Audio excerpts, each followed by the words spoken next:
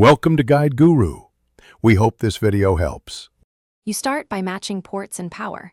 Identify each monitor's input and your computer's outputs, then choose the correct cables or active adapters. Once done, connect power to both monitors and plug video cables into the GPU or docking station. Make sure adapters are active for signal conversion, because passive ones often fail with high resolutions.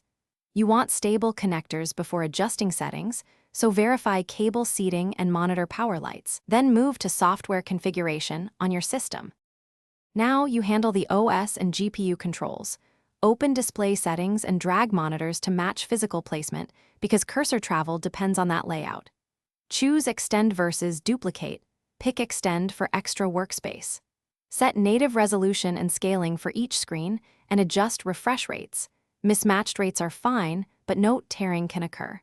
Use the GPU control panel to set per monitor color profiles and calibrate if necessary, and enable HDR only if both monitors and cables support it. Finish by optimizing workflows.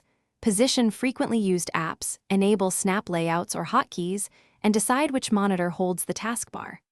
Once optimized, test video playback and gaming to ensure expected performance. If problems arise, update GPU drivers and monitor firmware, then try alternative cables or ports. If a monitor shows no signal or flickers, switch to an active adapter or a different output. Because many issues are cable or handshaking related, one key tip: always test. Thanks for watching. Consider subscribing if we helped you today.